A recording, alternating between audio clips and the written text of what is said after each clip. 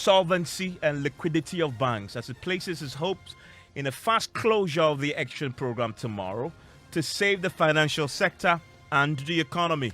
There are emerging signs that the current macroeconomic conditions are spilling over to the banking sector. The latest macro-prudential risk assessments indicated increased pressure on solvency and liquidity of banks. Impact on Bank of Ghana.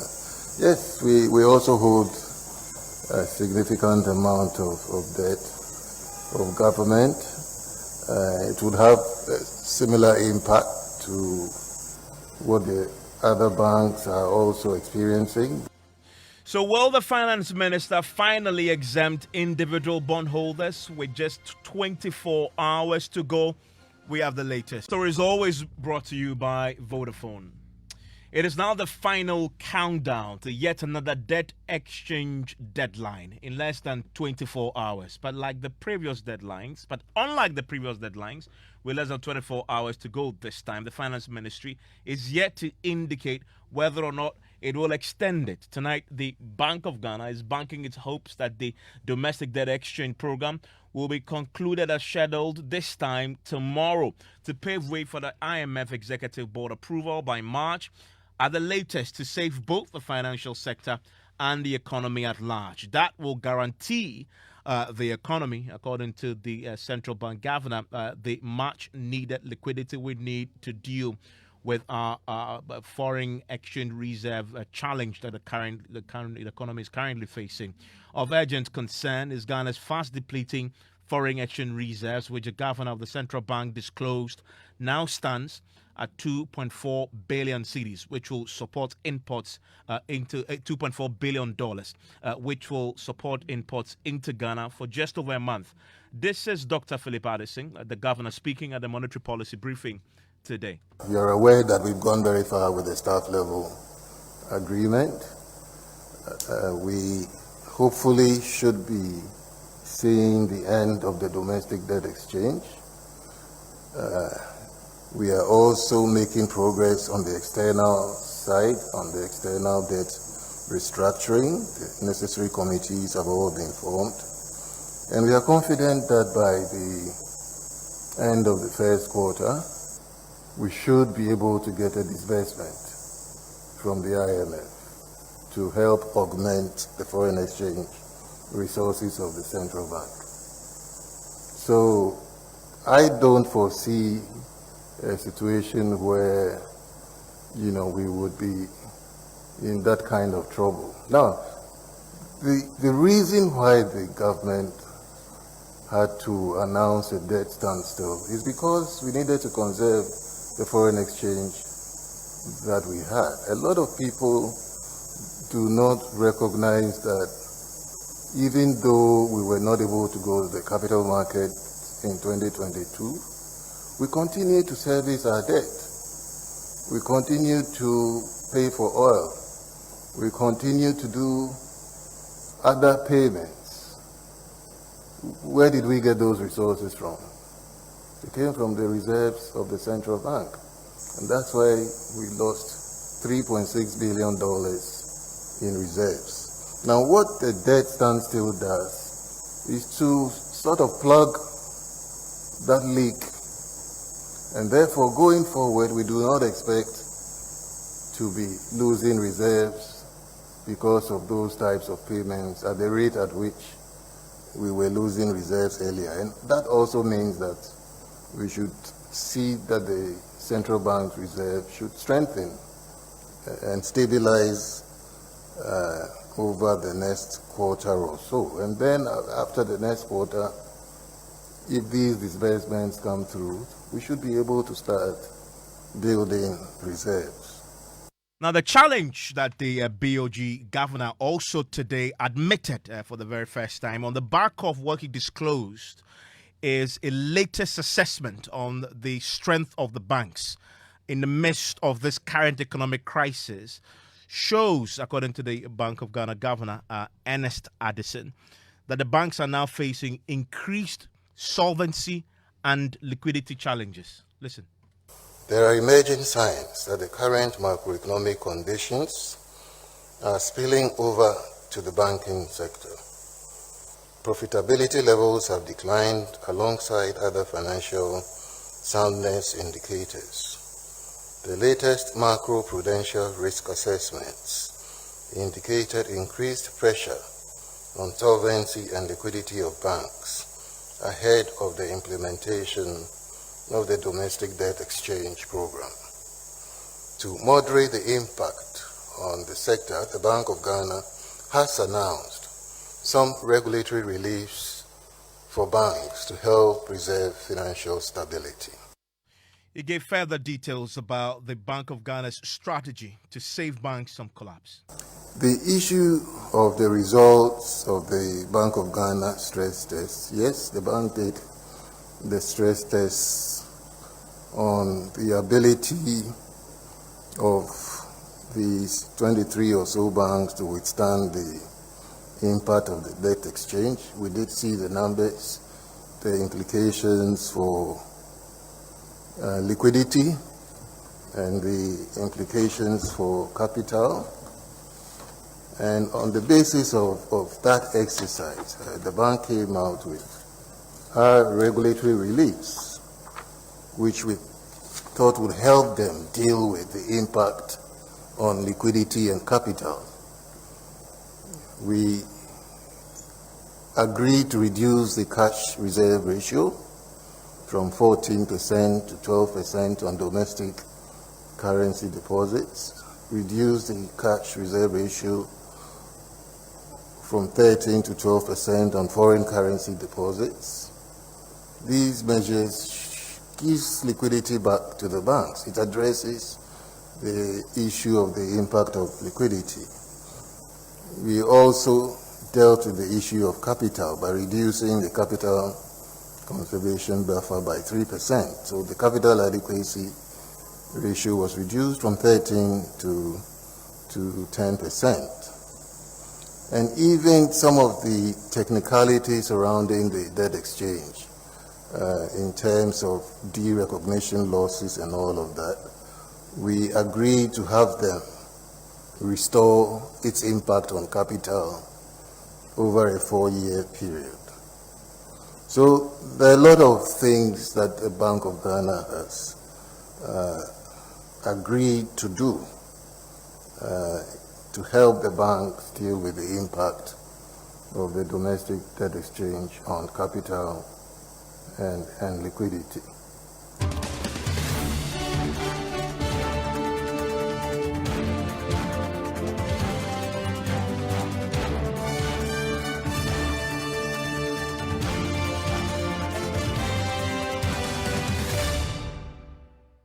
My colleague George Rafia with the business desk was there at the briefing today at the Bank of Ghana headquarters and joins me in the studio. Now, George, I had the central bank governor today detail the results of this latest assessment of the banks in the midst of the economic crisis. And it talks about increased pressure on banks' liquidity and solvency. You've been covering the BOG for a while, since the crisis started. Have you ever heard him indicating that in such well, no. terms? Interestingly, in the midst of all the challenges that the economy had gone through, you always see the banks posting very strong numbers. So when these stress tests are done to assess the viability of these banks to withstand the shocks, even during COVID and all the rest, the report points to quite a strong banking sector. So this might be the first time in a long while that you hear the governor of the Bank of Ghana himself admitting that the current challenges in or on the fiscal front is now spilling over into the banking space with respect to what is happening with the economy right now. And he also says something. A question was asked of him, what about the Bank of Ghana itself?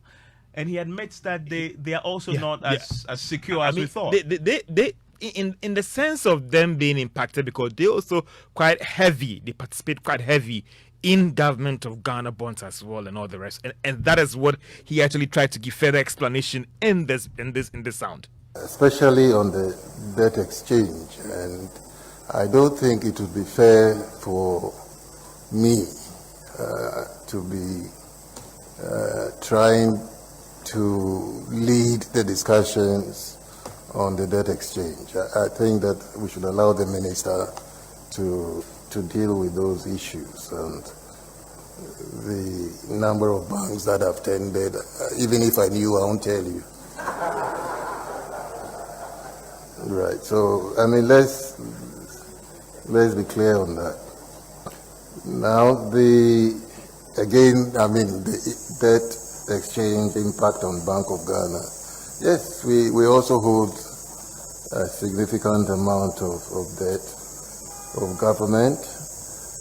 It would have a similar impact to what the other banks are also experiencing, but we are looking at it. The work on that is still ongoing, and I do not want to comment on that at this stage.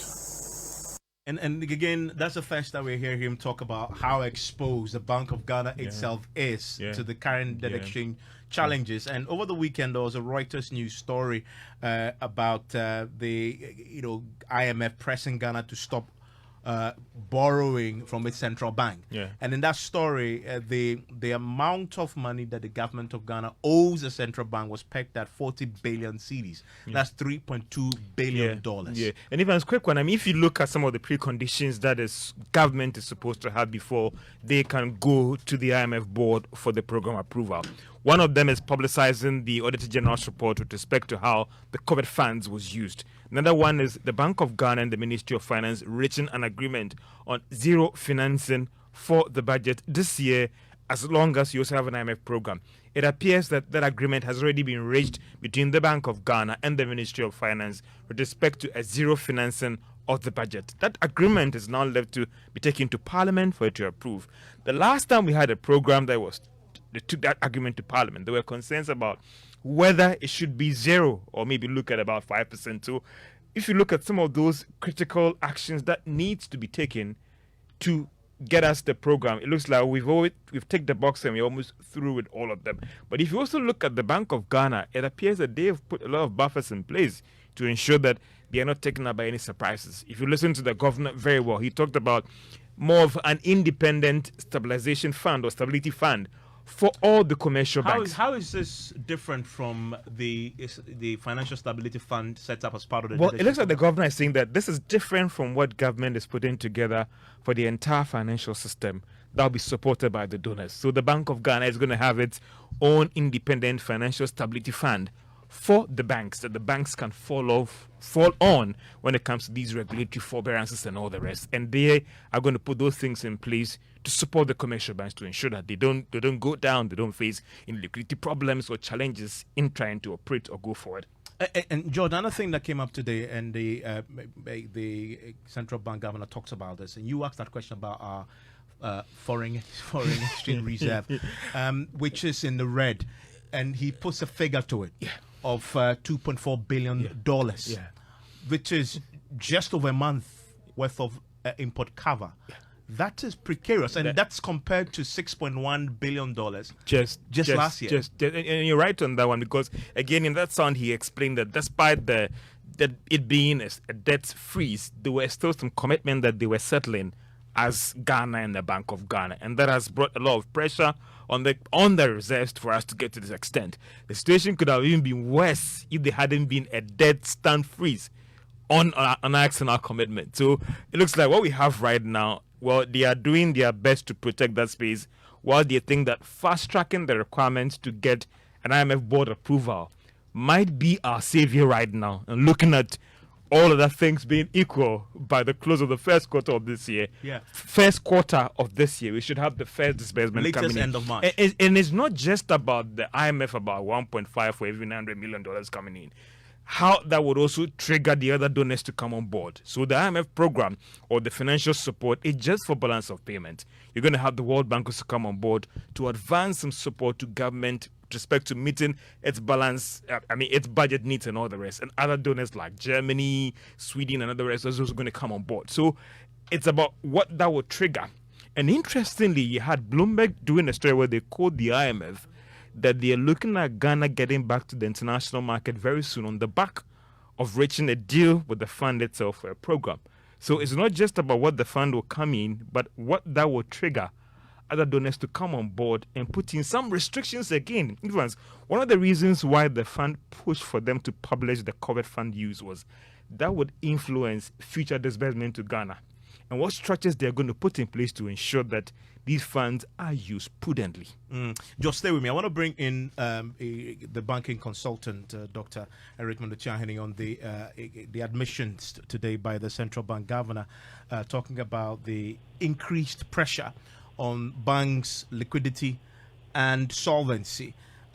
Doc, you've been doing some analysis in the last 1 week on this issue. So when you hear Dr. Ernest Addison confirm that their own latest analysis indicates that the banks are indeed feeling this pressure, their solvency is threatened, liquidity is threatened, how do you react to that? Thank you very much. I've got cold, so please forgive me.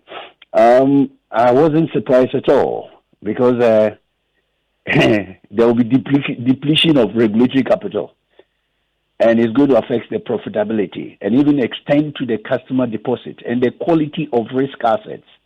And in short, it's also going to reduce the bank's ability to lend to the private sector and the small business. So when I heard it and when I read it, I wasn't surprised at all, because from where I sit and the calculation that is in front of me, Bank of Ghana would need to work hard. They need to work hard because out of the 23, I don't know which one will stay. If we go by the international best practices, like if we apply the IFRS 9, but which I'm told somewhere along the line, the accounting profession is getting in touch with the international body to see how they can structure these the losses into the accounts. But I wasn't surprised at all where I'm sitting and what is in front of me. I'm not surprised at all. Now, the Bank of Ghana today talks about all the measures that they are putting in place, but ultimately, he puts the ultimate solution to this problem in closing the domestic debt issue program, hopefully by tomorrow, getting the IMF Executive Board approval, so the monies will come in latest by March. That is ultimately the solution to this. The question was asked, and hold on, Doc, let me get some clarity from George. The question was asked of the central bank whether they have a plan B. What and you guys were pushing him. What if they don't get this by the timelines he has? What did he say to that? Well, the governor was quite optimistic and confident that they've done what they are supposed to do that will trigger an IMF board approval that would see the necessary balance of payment support come in by the close of the first quarter, or in the worst scenario, from April this year. I mean, Dr. Ochiahene, so that all the eggs are now in the IMF basket. Prudent?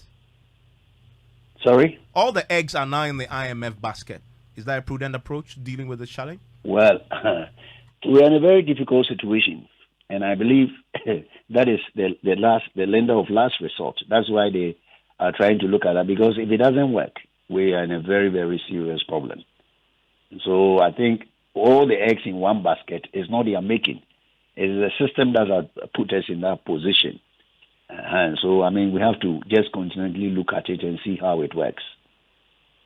Thank you very much, Dr. Ochiahene. George, thank you also. There's more on this. George will come with business on Newsnight. But as we speak tonight, that deadline is fast approaching. That the domestic debt action deadline is fast approaching. Is less than 24 hours to go now. The only key question that remains is what happens to individual bondholders. The banks have reached an agreement. The insurers have reached an agreement. The securities sector have reached an agreement. We know that individual bondholders have been negotiating and talking and engaging with the Finance Ministry. There's a statement out in the last few minutes from the Individual Bondholders Forum talking about some of the discussions they've been having so far and their position on it. Let's quickly run through that quickly. So they make the point that the DDE, as far as the Finance Minister is concerned, their meetings still remains voluntary for individuals. Indeed, this is affirming the position that the Finance Ministry have just posted on their Twitter. This statement says the Finance Minister iterated the position that the DDE is voluntary for individuals. The government will honor its obligations to individuals who opt to retain the original bonds. Thus, there will be no punitive action against individuals who opt to to retain the bonds. The Ministry of Finance has no responsibility for happenings on the secondary matter. On the secondary market. For this matter, the finance minister cannot assure market liquidity for the old bonds. The finance minister understands that the unique position of individuals and collective investment schemes as enumerated to the IBF leadership, for which reason he is considering presenting a revised domestic debt exchange offer on Monday, 30th January. So this is today? Today. It is not clear what time that will be coming because office hours have just ended. And so that is coming today. That is according to this statement. And then this statement has the IBF position on this. So that's the IBF. Thankfully, Senor Hosi joins us on the line. So with that position, let's get that from him. He's a convener with the Individual Bondholders Forum. So thank you for your time here on Top Story. Yeah, thank you so much for having us. Let me start with point 4, where you say for which reason he is considering presenting a revised DD offer on Monday, 30th January. That's today. Is that still something that we should expect? I can't tell because as a date, according to our statement, that Captain statement, we are yet to receive that one. But what's the IBF position on the conversations that you've just, reproduced from the finance ministry and the assurances you gave to individual bondholders? One, we welcome the position by the finance minister to honor all obligations related to the old bonds for those who opt not to, for individuals who opt not to participate in the DD program. We've always reiterated to the minister, we are not against the DD in general principle. We are against the interest of individuals in the process because it has very dire consequential implications on our economy and also on our social structure. I think he understands that. What he's indicated is that I'm going to make it optional for you. This is not voluntary by force anymore. It is voluntary. If I make an offer and for someone who works for you, please take it. If it doesn't, and think that the old one is better for you, you can keep it. All right? You still see and unfortunately, Senor, we are having a challenge with that connection to you. Let's see if we can get Senor on a better connection so we can get some clarity on the very important things that he's laying out tonight as far as the debt exchange program is concerned, which, by the way, the deadline is less than 24 hours away. In this statement they've issued, they make the point that if you intend to optimize your investment, maintain your superior original old bonds, hence do not sign up to the debt exchange program, do not harbor any form of fear of being punished for rejecting the DDE, and that the law is in your favor, and the Minister of Finance has been categorical in affirming your right by stating that he will honor obligations under the old bonds and will not undertake any action to punish individuals who reject the DDE. Thankfully, Senor C is back on the line, hopefully on a better connection. Ms. Osi, you're saying that you welcome the finance minister's assurances? We absolutely welcome it. I think it's a very honorable position to take. It's practically what we've all been entitled to in law. I mean, and I think we've said that it's great to actually have the policy operator actually reiterate it and to give people the assurance so people can actually be calm about events. So we encourage everybody to just feel free, go about your regular duties, be assured your government is committed towards its obligations towards you. There's not going to be any discrimination between old bonds and new bonds. The other bit that we have stated clearly in our position is that we do not agree with the sense that the minister has about the tradability and the liquidity of our old bonds when the new bonds come. The economic fact of it is that the old bonds are going to be economically superior, legally superior. So it's going to be a lot more sought after than I think the new bonds will. But you definitely have a lot more of the new bonds on the market than the old bonds. But you will just be the pearl in the scheme of things. You be that diamond amidst all the stones, and people will want you. So we do not have worries about the tradability or the liquidity. So we encourage everybody. If you want to keep it. You are safe. That is what we were looking for, and the government has been honorable enough to do that which is right, and has granted us that leverage and opportunity to really maintain our bonds and have it duly honored. So we are happy about that. But there are other things here. We as a body also have a responsibility to remind all of us of our responsibilities to our country. It's a difficult. We all have to be confident in our currency. We all have to be confident in our economy. If government has created this opportunity for individuals, individuals must show faith, good faith to our country, but continue to invest in government and Ghana's financial sector, because it is households who actually drive the fundability of an economy. We cannot take our monies out and walk away. We should invest back in the system. Put your money in the banks. Save it in CDs. All right. I'm not saying that you may not have other needs, but we need to fix our country together. And for all of us who have tax obligations, review it and honor your tax obligations that are due to the state. We would have to win together as a country, and everybody has a responsibility in this mix. Senor, let me ask you, I see a tweet from the Finance Ministry that was posted today at 8 a.m. and it says, I had a cordial and productive meeting with yourselves, that is the Ghana Individual Bondholders Forum, on Friday, during which we agreed that the debt exchange program is voluntary and government will soon present a better offer to individual bondholders who remain invited to participate in the exchange. Government will soon present a better offer. I mean, we are less than 24 hours away. There's no clarity on the timelines and what this offer may look like. Our expectation was that we would have had early this morning, and then we'll be able to take a position and comprehensively cover that for members and the general public. Unfortunately, it's not out, and we just have this much time. That's why we have had no option than to release the statement without that particular offer, because there's no offer on the table. So the only offer on the table is the old offer. I think the minister too has granted interviews on Graphic and other places, and has reaffirmed every single position that we have covered. Here. So, if the offer comes tonight, it comes tomorrow. We'll do the technical evaluation and put it out there. So anyone who finds it useful for their investment goals, please, you take it. If you don't find it functional, you keep what you have. You are not going to suffer for anything. So that option will always be there. That's why we don't have an exemption. He has given us an opportunity to self-exempt. If you don't want it, you don't take it. If it works for you, you take it. And I think that's very reasonable and flexible from him. And we are grateful to him for the support. Senor, thank you very much. So the ball is in your court. The individual bondholders indicate that you have a choice now, but it's less than 24 hours to go.